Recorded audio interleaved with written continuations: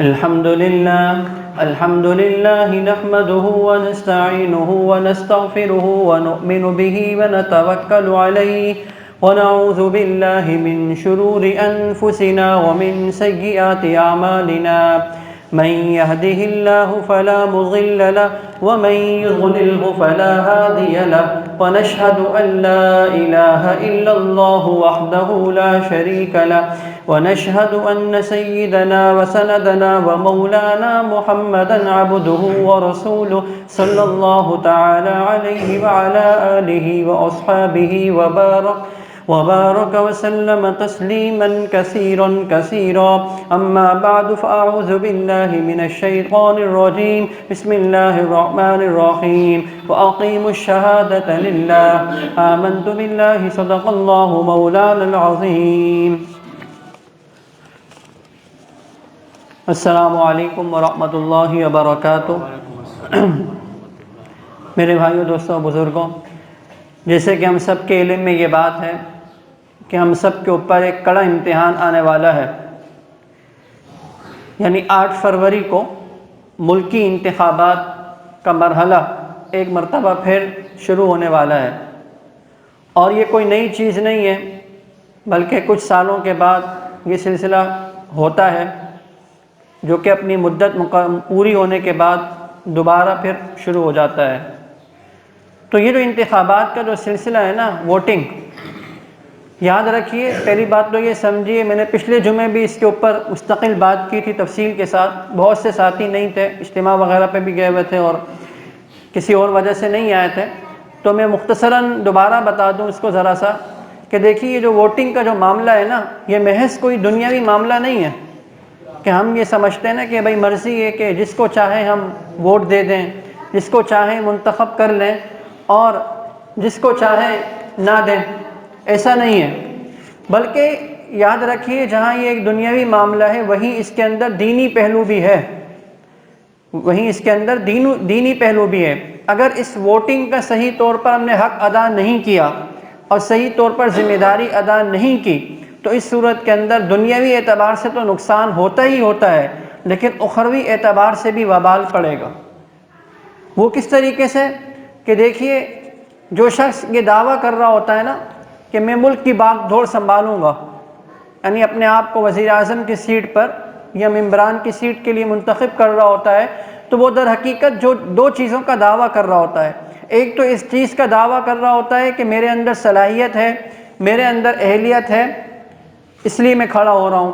اور دوسرا اس چیز کا دعویٰ کرتا ہے کہ میں صحیح طور پر دیانتداری کے ساتھ ملک کی خدمت سر انجام دوں گا، صحیح طور پر دیانتداری کے ساتھ ایسے کام کروں گا کہ جس سے دین کو ترقی ہو، دین کو کیا ہو، فروغ ہو.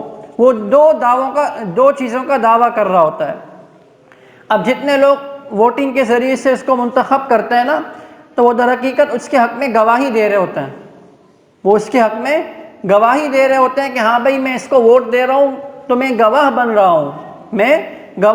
ہوں، کہ یہ آدمی صحیح ہے، یہ آدمی کیا ہے، اہلیت بھی ہے، لیاقت بھی ہے اور دیانتداری بھی ہے، دھوکے باز خائن نہیں ہے اور ملک کے لیے اور دین کے لیے فائدہ مند ہوگا، تو میں اس لیے ووٹ دے رہا ہوں. تو وہ گواہی دے رہا ہوتا ہے. اب اگر اس گواہی کو کوئی چھوڑ دے گا، چھپا دے گا، نہیں دے گا تو بھی برا ہے. کوئی نہیں دے ووٹ، اور اسی طریقے سے کوئی گواہی تو دے، یعنی ووٹ تو دے، لیکن غلط طریقے سے دے. جس کو دینا چاہیے تھا، جو اہل تھے، ان کو نہ دے، بلکہ اپنی مرضی کا جو ہے منتخب کر لے. تو یہ گویا کہ جھوٹی گواہی ہو گئی. یہ کیا ہو گئی؟ جھوٹی گواہی ہو گئی. اور جھوٹی گواہی کے بارے میں احادیث مبارکہ کے اندر سخت وعید آئی ہے. ایک حدیث میں آتا ہے کہ اللہ کے نبی صلی اللہ علیہ وسلم نے ارشاد فرمایا، جس کا مفہوم یہ ہے کہ 2-3 چیزیں جو ہے گنوائی. اس کے بارے میں آخر میں روایت میں یہ آتا ہے کہ اللہ کے نبی پہلے ٹیک لگا کے بیٹھے ہوئے تھے، لیکن پھر جب جیسے یہ والی بات ارشاد فرمائی تو آگے ہو کے بیٹھ گئے آپ صلی اللہ علیہ وسلم، اور 3 مرتبہ فرمایا کہ دیکھو، جھوٹی گواہی دینا، یعنی وعید بیان فرمائی گئی اس کے اوپر. اور قرآن کی آیتیں بھی ہیں گواہی کے اوپر، وَلَا تَكْتُمُوا الشَّهَادَةَ کہ گواہی کو نہ چھپایا کرو، وَأَقِيمُوا الشَّهَادَةَ کہ گواہی کو دے دو، گواہی کو دیا کرو. تو بہرحال اگر اس کو صحیح طور پر استعمال کریں گے تو پھر دنیاوی اعتبار سے بھی ہمارے لیے فائدہ مند ہے ہی ہے، اخروی اعتبار سے بھی کیا ہے، بری الذمہ ہے ہم۔ لیکن اگر صحیح طور پر استعمال نہیں کریں گے تو ممکن ہے کہ دنیاوی تو مزے مل جائیں لیکن اخروی اعتبار سے کیا ہے، پکڑ ہو جائے گی۔ لیکن ظاہری بات ہے کہ جب آپ اس کا صحیح استعمال نہیں کریں گے تو اس کے نقصانات دنیاوی اعتبار سے بھی آپ خود دیکھیں گے، اور ہم دیکھتے رہے ہیں، اور ہم کیا ہے، ہم سب کے مشاہدے کے اندر ہے۔ اب اس میں یہ والی بات بھی ہے نا کہ وہ شخص جو کہ اہل نہیں تھا لیکن آپ نے اپنے ووٹ کے ذریعے سے اس کو منتخب کر لیا، اور اس نے جتنے غلط کام کیے نا اپنی دور حکومت کے اندر، جو کچھ کرتا رہا، تو اس کا نقصان تو اسے ملے گا ہی ملے گا، دنیاوی اعتبار سے بھی اخروی اعتبار سے بھی۔ لیکن جن لوگوں نے ان کو منتخب کیا تھا تو وہ بھی اس میں نقصان میں وہ بھی کیا ہوں گے، شریک ہوں گے، وہ بھی اس کے اندر کیا ہے، برابر کے کیا ہے، شریک ہیں۔ تو اسی وجہ سے یہ یاد رکھیے، یہ کوئی نازک معاملہ یعنی کوئی معمولی معاملہ نہیں ہے کہ ہم اس کو سمجھ لیں کہ بھائی ویسے ہی ہو رہا ہے، افراتفری تفری ہو رہی ہے کہ بھائی مرضی یہ دو نہ دو، اور کیا ہے جس کو دل چاہے دے دیں، ایسا نہیں ہے، بلکہ اس کے اندر دینی پہلو بھی ہے۔ بعض لوگ یہ سے کہتے ہیں، بعض لوگوں کی طرف سے یہ اعتراضات آتے ہیں کہ بھئی یہ جو ووٹنگ کا جو طریقہ ہے نا، یہ تو مغربی طریقہ، اسلامی طریقہ ہے ہی نہیں، یہ تو کیا ہے، جمہوری نظام ہے یہ تو، اور اسلام کا تو یہ طریقہ انتخاب ہے ہی نہیں، اسلام کا طریقہ انتخاب تو خلافت کا ہے۔ تو یاد رکھیے یہ بات درست ہے کہ یہ طریقہ جو ہے وہ اسلامی نہیں ہے، کیونکہ اس کے اندر کیا ہوتا ہے، اس کے اندر یہ ہوتا ہے نا کہ اکثریت کی رائے کو دیکھتے ہوئے کسی ایک کو بنا دیا جاتا ہے کہ بھئی اس کے ووٹ زیادہ ہو گئے، چلو بھئی یہ وزیر اعظم بن گیا، یہ فلاں بن گیا، اکثریت کو۔ لیکن اسلامی طریقے انتخاب کے اندر کثرت رائے کو نہیں دیکھا جاتا بلکہ قوت رائے کو دیکھا جاتا ہے کہ رائے قوی، پاور والی، اچھی کس کی ہے، دیانتدارانہ کس کی رائے ہے۔ اسی وجہ سے اسلامی طریقے انتخاب کے اندر انہی لوگوں کو منتخب کیا جاتا ہے جو اہل بھی ہوں، اور اسی طریقے سے انتخاب کرنے والے بھی وہ لوگ ہوتے ہیں جو کہ باصلاحیت ہوں، جن کے اندر کیا ہو، اہلیت ہو۔ تو اسلامی طریقہ انتخاب تو یہ نہیں ہے بلکہ یہ مغربی طریقہ انتخاب ہے۔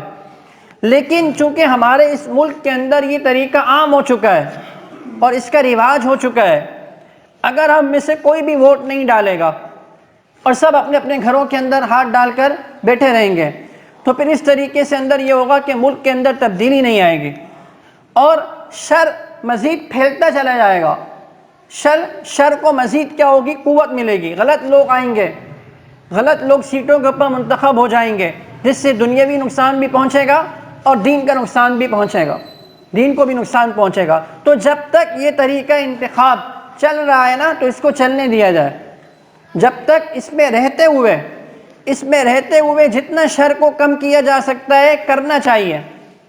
ہاں اللہ تعالیٰ میں نیک صالح حکمران دے دیں اور خلافت کا جو کہ نظام ہے وہ کیا ہو جائے، قائم ہو جائے، تو وہ الگ بات ہے۔ لیکن جب تک نہیں ہوتا تو اس وقت تک ہمیں اسی طریقے کے اندر رہتے ہوئے شر کا مقابلہ کرنا ہے اور بدترین لوگوں کو آنے سے روکنا ہے، یہ طریقہ ہے۔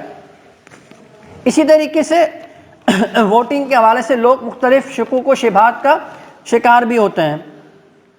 مثلاً بعض لوگ پوچھتے رہتے ہیں کہ بھائی جس کو ہم ووٹ دے رہے ہیں نا امیدوار، وہ ہونا کیسا چاہیے؟ بھائی آپ کہہ رہے ہیں، کب سے کہہ رہے ہیں، پچھلے جمعے سے کہہ رہے ہیں اور کہتے رہتے ہیں کہ بھائی سنتے رہتے ہیں کہ بھائی غلط آدمی کو ووٹ نہیں دو۔ کون سا آدمی، کس آدمی کو دیں؟ اس کے اندر صفات کیا ہونی چاہیے، یعنی کن چیزوں کو دیکھا جائے، پرکھا جائے کہ پتہ چلے کہ بھائی یہ آدمی ایسا ہے کہ اس کو ووٹ دے دیں۔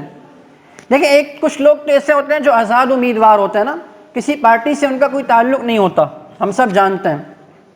تو دیکھیں جو بھی امیدوار ہو نا اس کے اندر کچھ صفات کو ہمیں دیکھنا ہوگا، کچھ صفات کو دیکھنا ہوگا اگر وہ آزاد امیدوار کے طور پہ کھڑا ہو رہا ہے۔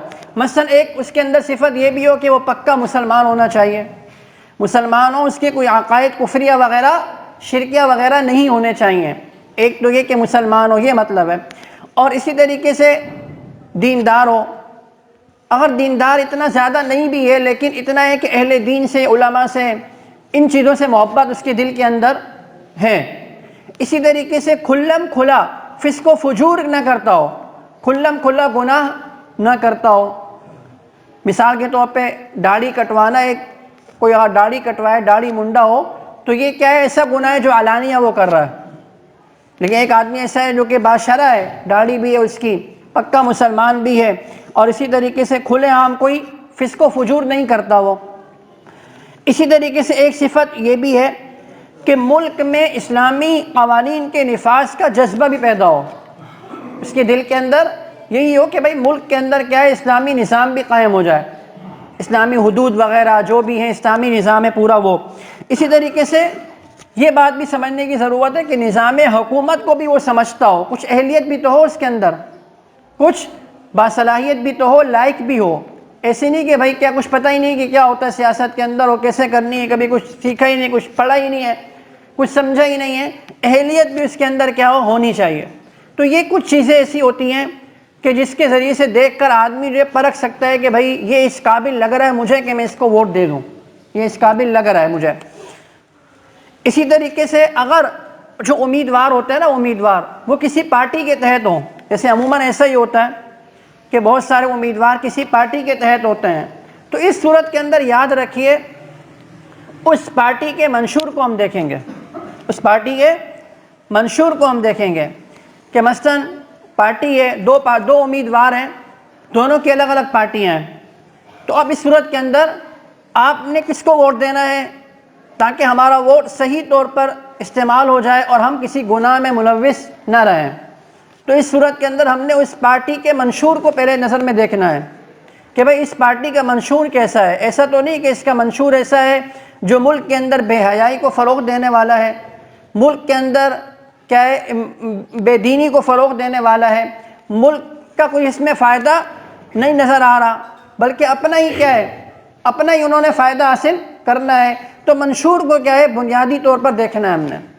اگرچہ آپ کو نظر یہ بھی آ رہا ہے، اب ایک جماعت ایسی ہے کہ مثلا آپ کو لگ رہا ہے کہ اس پارٹی کا منشور اچھا ہے، اس پارٹی کا منشور کیا ہے، صحیح طور پر ہے اور اسلام کے خلاف نہیں ہے، ملک کے فائدے کے لیے ہے، دین کے فائدے کے لیے ہے. اب اس کی طرف سے جو امیدوار کھڑا ہونے والا ہے نا، وہ آپ کو بہتر نہیں لگ رہا، بلکہ آپ کو دیگر امیدوار بہتر لگ رہے ہیں. زیادہ آپ کو دوسری پارٹی کے امیدوار اچھے لگ رہے ہیں، باصلاحیت بھی لگ رہے ہیں اور بس اوقات دیندار بھی لگ رہے ہیں، لیکن ان کا منشور ایسا ہے جو درست نہیں ہے، ان کا منشور ایسا ہے جو درست نہیں ہے. تو اس صورت کے اندر ہم اسی کو دیں گے کہ جس کی پارٹی کا منشور اچھا ہوگا. ہمیں اسی کو دینا چاہیے کہ جس پارٹی کا منشور صحیح طور پر ہو، جیسے میں نے بتایا کہ ملک اور دین کے فائدے کے لیے ہو. اگرچہ اس کا امیدوار جو کھڑا ہو رہا ہے وہ دیگر امیدواروں سے بہتر نہیں بھی ہے تب بھی. تو یہ ایک بات ہے. اسی طریقے سے بعض لوگوں کی زبانی سننے میں آ رہا ہے کہ بھئی ہم ووٹ کسی کو بھی نہیں دیں گے، اس دفعہ بائیکاٹ کریں گے، اور باقاعدہ مہم چلا رہے ہیں کہ بھئی اب اس دفعہ بائیکاٹ کرو، کسی کو بھی ووٹ نہیں دینا، بالکل بھی نہیں دینا ہے. بھائی پوچھا جائے کہ کیوں بھائی ووٹ کیوں نہیں دو گے، تو کہتے ہیں کہ بھئی سب کے سب ہمیں چور نظر آتے ہیں، سب کے سب کیا ہے ہمیں برے نظر آ رہے ہیں، کوئی ایک بھی ہمیں اچھا نہیں لگ رہا، کوئی ایک بھی ہمیں درست نہیں لگ رہا. جو صفات بیان کی گئی ہیں اس کے اوپر پرکھا جا رہا ہے، کوئی بھی پورا نہیں اتر رہا. تو اس لیے لہٰذا کسی کو بھی ووٹ نہیں دیں گے، ہم تنگ آ چکے ہیں دے دے کر. تو یاد رکھیے یہ نظریہ اور یہ طریقہ بھی بالکل غلط ہے، یہ طریقہ بھی بالکل غلط ہے. یہ ووٹ کو جو ضائع کرنا ہے نا، ووٹ کو ضائع کر دینا کہ نہ دینا، یہ قانوناً بھی کیا ہے جرم ہے، اور شرعاً بھی کیا ہے اخلاقی لحاظ سے بھی اور شرعی لحاظ سے بھی کیا ہے ناجائز ہے یہ.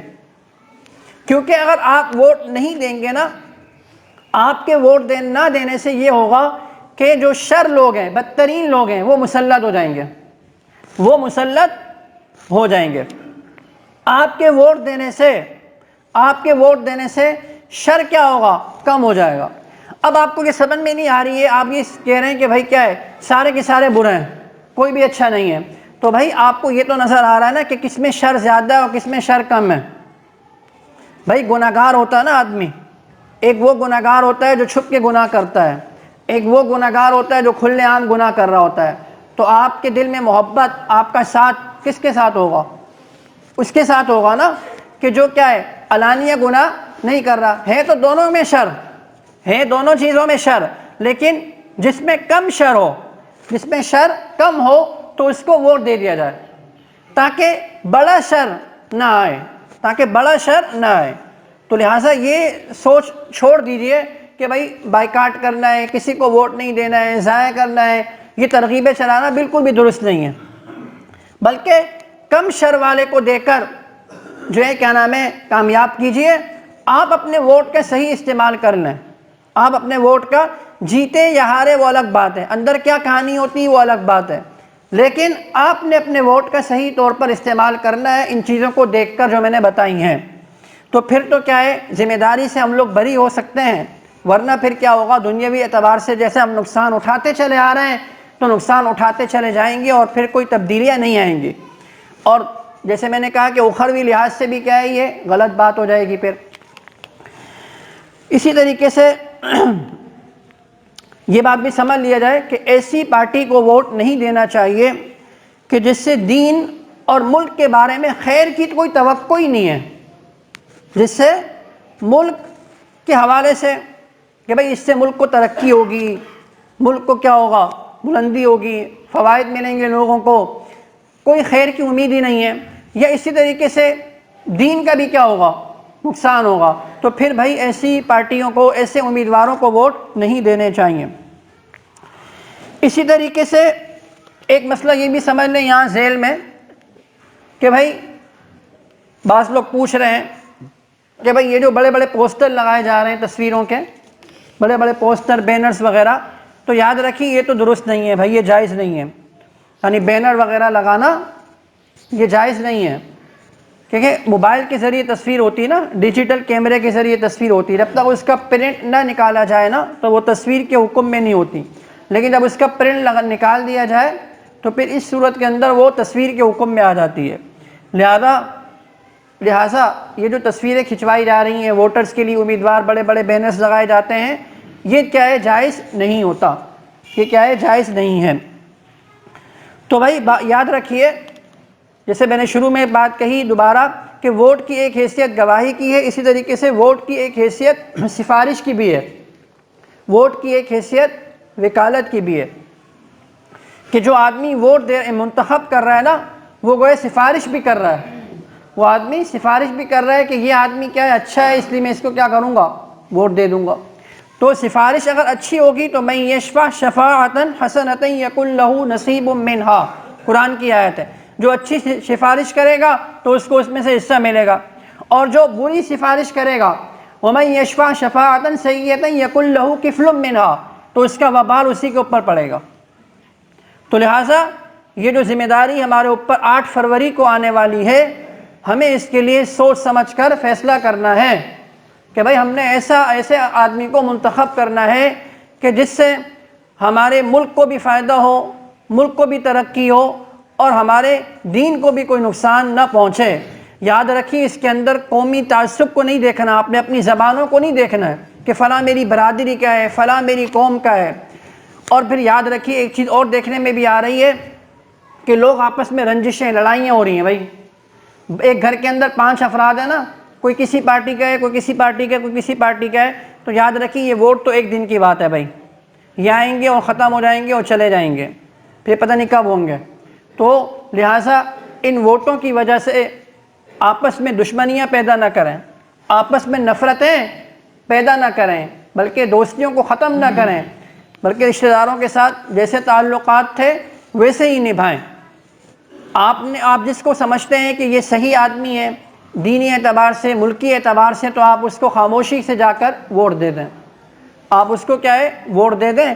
باقی یہ تبصرے کرنے کی بھی ضرورت نہیں کہ بھائی کس کو دیا، کیا دیا، کیوں دیا، یہ وہ۔ دعا فرمائی کہ اللہ تعالیٰ، اور ابھی الیکشن میں کچھ دن باقی ہے نا، اس وقت تک ہم سب دعاؤں کا بھی معمول بنائیں، یعنی نماز کے بعد اور دیگر اوقات کے اندر، کہ اللہ تعالیٰ اس ملک کے لیے ہمیں ایسے حکمران عطا فرمائے جو دینی اعتبار سے بھی بہتر ہوں اور ملک کے مفاد کے لیے بھی کیا ہوں، بہتر ہوں، ملک کو اس سے ترقی ملے، دین کو اس سے کیا ہو، فروغ ہو، دین کو فائدہ پہنچے۔ تو یہ دعاؤں کا بھی کیا ہے، معمول بنائیں، اور 8 فروری کو جا کر اپنے اس فریضے کی ادائیگی سے سبکدوش ہو جائیے۔ وآخر دعوانا ان الحمد للہ رب العالمین۔